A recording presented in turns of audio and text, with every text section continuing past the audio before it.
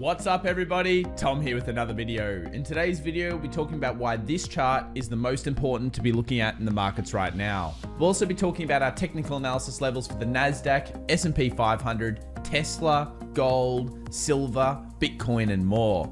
Boy oh boy, has it been a wild 24 hours in all of the markets, with the attack of the Doge on the rest of the cryptocurrencies, and of course, the big moves in the stock market. There's more to come. Stay tuned.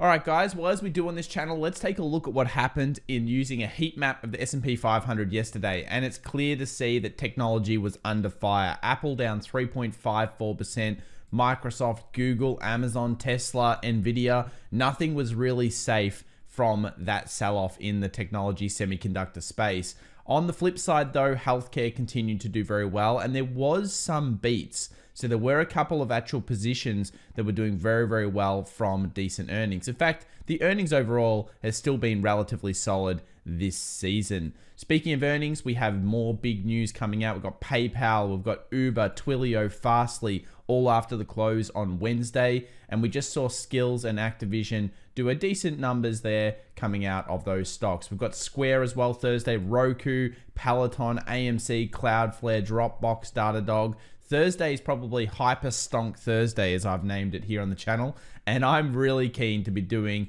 that day there and to see how these companies really represent in the financials. Let's now talk about the actual indices. And we saw the Dow Jones with the decent boomer stonks doing well, coming through here with a 0.36% gain. We actually had the IWM and the S&P 500 both kind of recovering closer to the end of the day. And really it was all that tech-led sell-off, over 3% during one period up until noon, and then of course some recovery at the close. But we'll be talking about the technical analysis levels throughout this video for this, because there's some really interesting phenomenon that are going on, and we know that there could be traps set here by Wall Street. If we go through the sectors, our favorite materials at the moment doing the best out in the charge, technology lowest, and of course consumer discretionary second lowest, which is to be expected. And yeah, it's pretty normal when these kind of market movements occur. I'll just quickly scroll through a couple of charts. Of course, we usually have a weakness in May,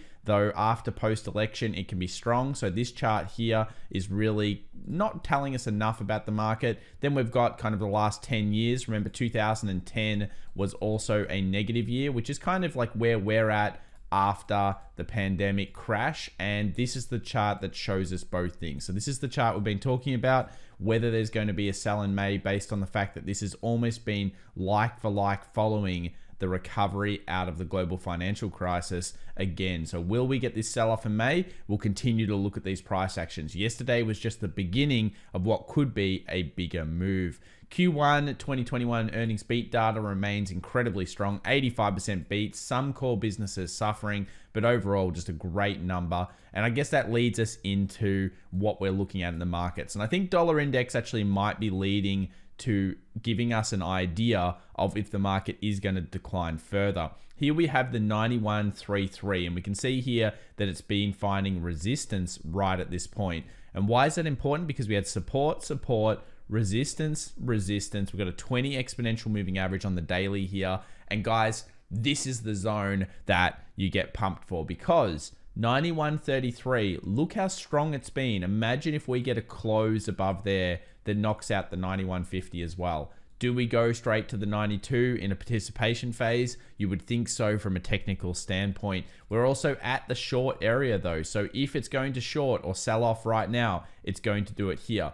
Now, as many people have been following the markets for a long time would know, a strong US dollar generally leads to a market sell-off. A weak US dollar usually leads to what they call risk on in the market. So money comes out of the US dollar and it flows into growth and equities and investments. And that's the philosophy that's pretty much stood the test of time. It's a good little addition to have on your charts. Let's scroll over to gold and see what that's been doing. So yesterday we saw Yellen come out, kind of knock around the precious markets here.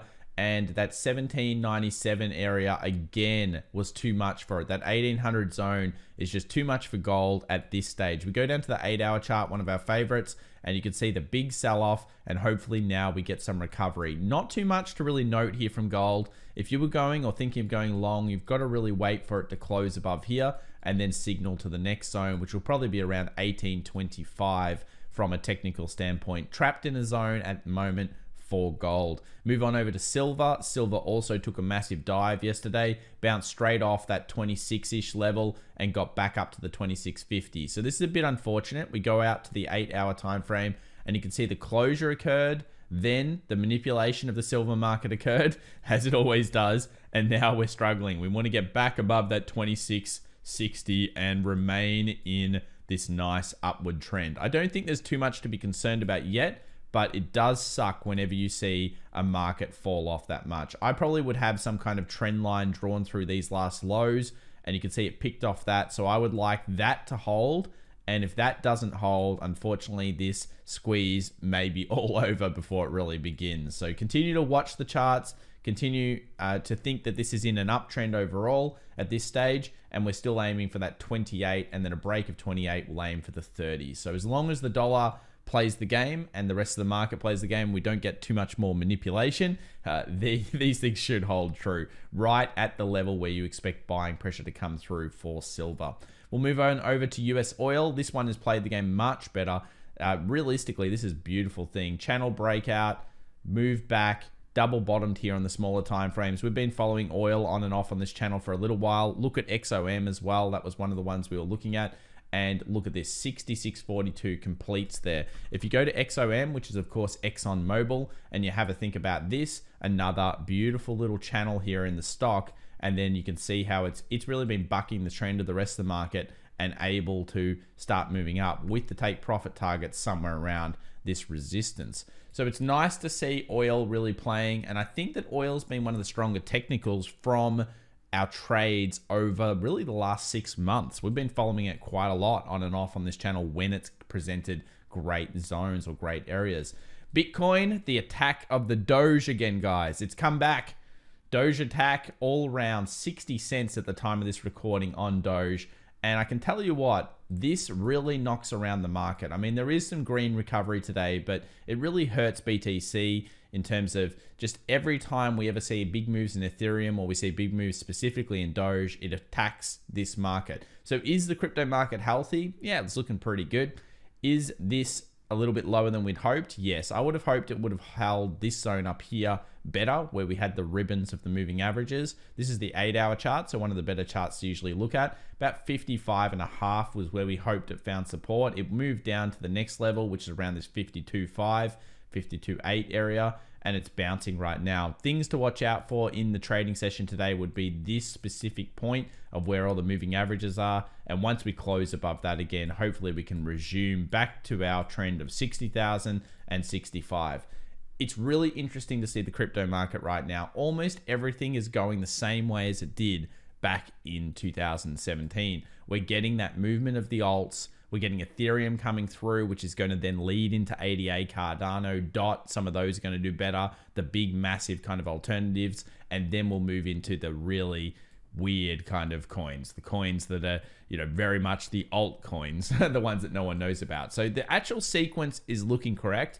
But Doge, I think, is probably going to be a buy the rumor, sell the fact with that Saturday Night Live Elon Musk guest appearance. What do you guys think in the comments down below? Will Doge be a buy the rumor, sell the fact, or is it going to continue up past that event coming on Saturday? Let me know in the comments down below. Tesla, the demon was found yesterday, 666 support, held for now, so that's great to see. Sold off through the early morning, instantly found buying pressure straight on the 666, went a little bit lower, but then bounced up. We want to see lightning bolts here, trough, peak, higher trough, and then a higher peak. We want to see the movement through this area here, and then for it to really come back to the 700. And I think what's going to happen is probably it's going to hit 700, find resistance, and then start chopping in here until it can find better direction. Why do I think 700 is going to act as resistance?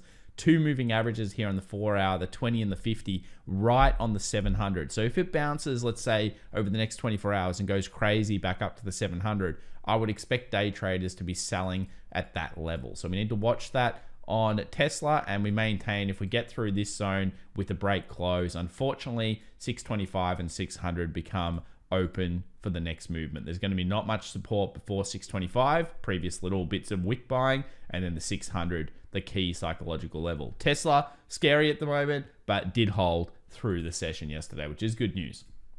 Let's now move over to the indices. This is where all the action's really been occurring. And there was a great little trade here for people. We've really been honing in on this 13,725. And I can tell you what, when we saw yesterday's movement and we got into that first 1 hour and we saw that closure underneath that 13.7, a lot of day traders would have been floating around in here. And you can see the sell, the closure, and then bang, massive amount of sell off. Almost got to the 13.3, hits 13.4. Why does it hit 13.4? Because there's a little bit of wick resistance here and then instantly bounces off that zone. Good day trading, very much the completion of the overall channel. If we take that distance and we extrapolate that out, see how it proofs. So that is correct. And it was actually a very, very predictable thing. We did this on the live stream last night. If you load up QQQ and you have a quick look at that, it's the same sort of thing, but it was very sharp and aggressive. And I think this is because really when we're talking about proofs and we're talking about algorithms in the market, sometimes these closures occur so quickly that the market just sells off so fast that the bear side is very, very tough to take advantage of. And the bull side is actually much easier to take advantage of. So I've said this a few times in the market, it's tough to short, it's much easier to buy. So if you're a beginner or you're just viewing this channel for the first time or anything, just remember in the back of your mind, if you were buying in the market most of the time, you will usually do much better than the sellers. Selling is all about being fast, quick, and scalpel-like in the markets. It's great to make money from sells, but just remember it is tough. It's way harder than the buy side. So QQQ broke through. Now, what do we expect moving forward? I'm not even sure if we can do much analysis here on the QQQ. I mean, you would think it bounces back up, finds this period of support, and then finds resistance and sells off. But when we look at the S&P 500, it tells a different story. So this one also sold off aggressively. It went through our area, the 41.75. That triggered huge selling pressure, which we expected. The algos got involved here for sure. You can tell because of the seriousness of the move. And now pre-market, at the time of this recording, we're sitting at 41.80. Where is 41.80? Right smack bang on the resistance. So it's right here where the 1 hour, 20 and the 50 are. It's right where the previous support was that was broken. And I expect us to open probably very similar to this price right now.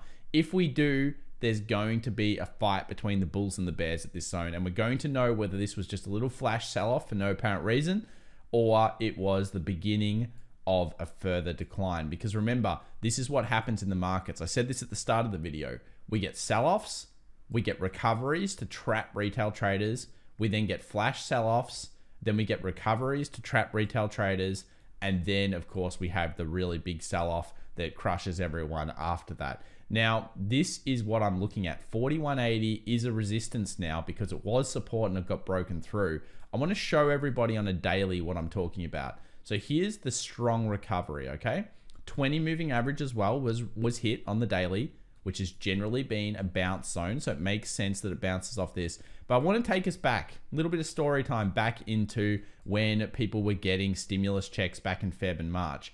And remember what happened with the market. The market sold off, instant recovery. The market sold off, instant recovery. Sold off, instant recovery. And then, of course, that bigger crushing sell-off that takes out the leverage, takes out the weekly options, etc.